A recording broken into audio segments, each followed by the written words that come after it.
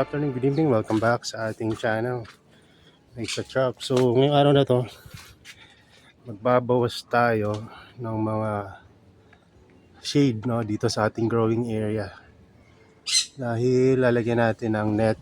Yung net, hindi dapat natin gagawin yon. Lalagyan natin ng net yan kasi gusto nga natin ay pulsan, di ba? Kaya wala na tayong magawa. Laging na pinupuntahan ng mga dayo na ibon. At kinukuhaan tayo ng mga sphagnumos at minsan nadadali o madalas nadadali rin yung mga carnivorous plant natin. So ngayon, babawasan natin at tingnan natin no, kung anong best na setup dito kasi meron na akong net na nabili. Pwede naman tayong order pa kung kukulangin.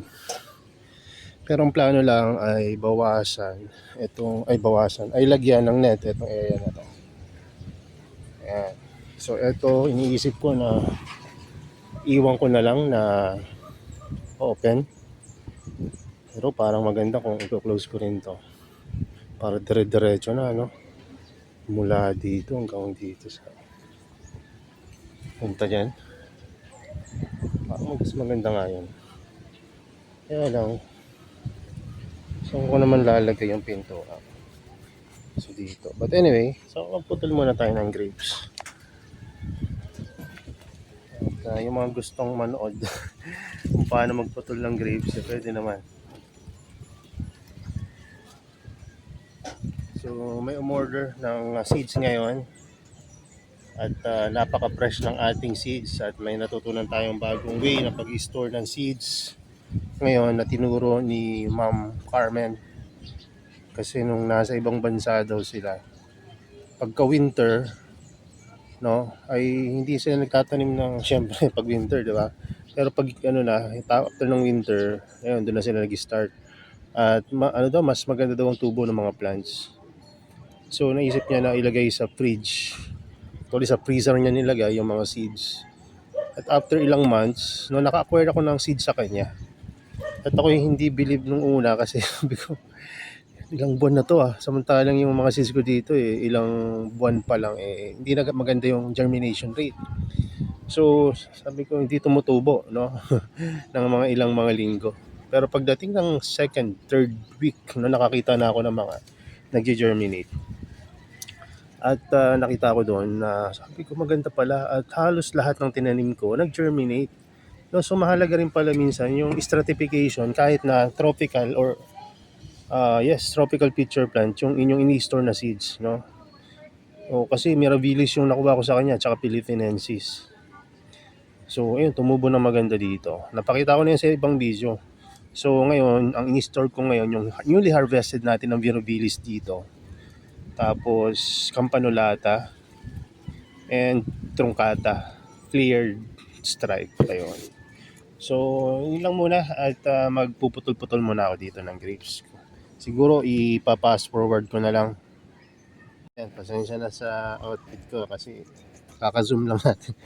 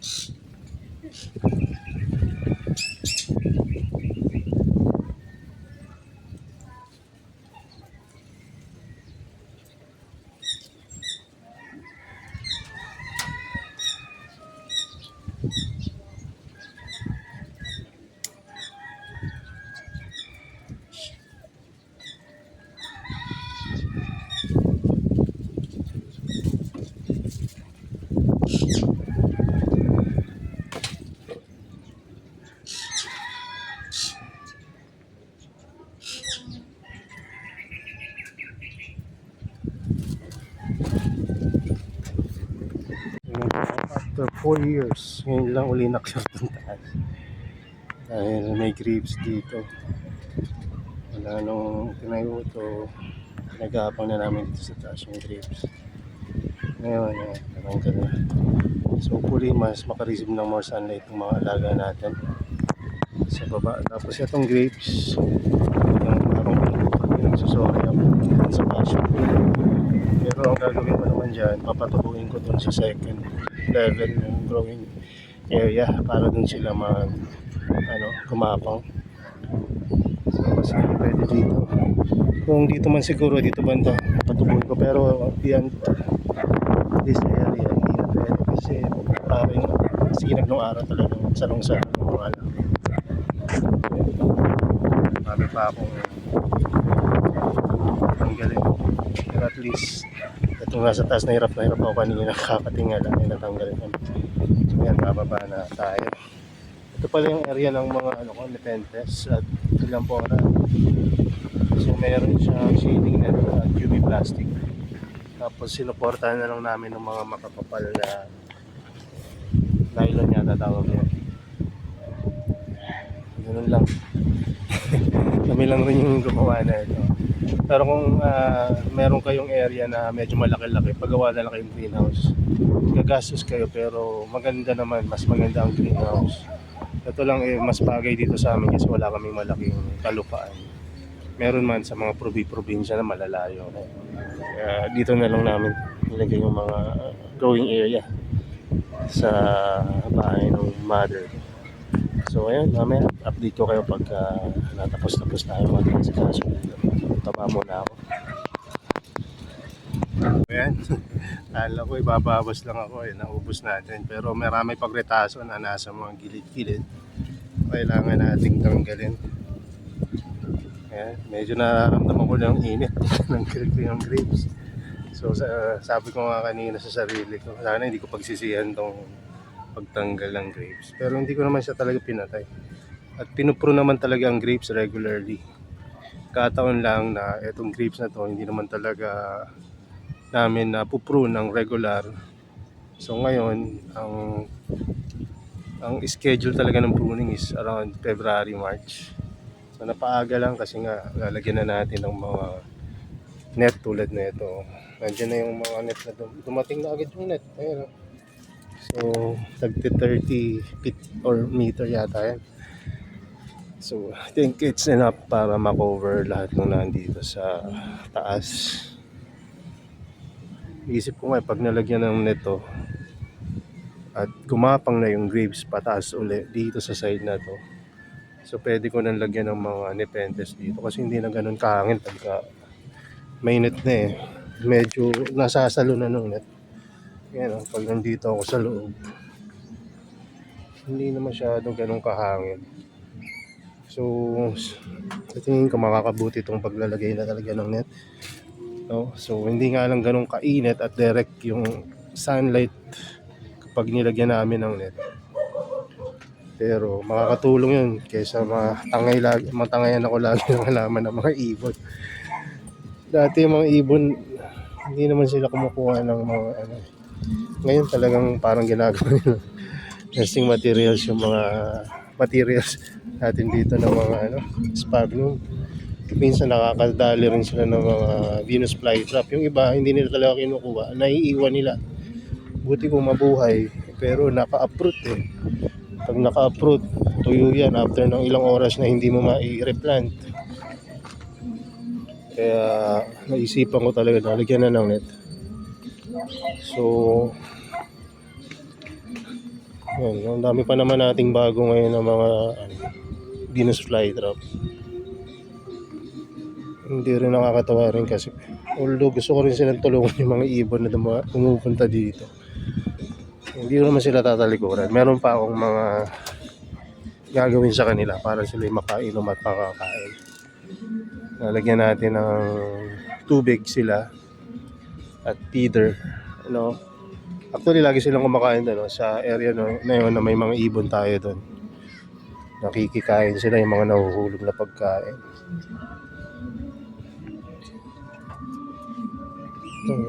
So yun, dami ng tubo. Redentate. Ayan. So kanina may mga pumuntang mga estudyante na naman dito. Naglaruan yung mga ibang plants natin. Ito namang anak ko, papabibo sa pangkaklase yan. Umaga niyayabang pag kaya sabi ko wag paglalaro. Siyempre, minsan naman pinapakita natin kung paano kumain to. Kaya lang pagka regular kasi yung pinupoke or pinaglalaroan yung traps, hindi makakain kung malagaan natin. Yan o, kita-kita yung nakain na ito. Biglang lang ito eh, kasi nung binigay sa akin to, free lang to sa akin. Ang liit niya, tapos umiilalim na. Kasi nga kulang sa sunlight. Natigil kasi, tinanggal na sa grow light. Kumbaga pinabayaan na nila. So, kaya binigay na lang sa akin. So, ang ganda pa naman itong cultivar. Sakto pa, wala pa ako nito. Ayan. Tapos si Honeycast butterfly. Ayan. Trap jump. Laki. Para dun sa mga luma niyang mga traps. Tama, traps.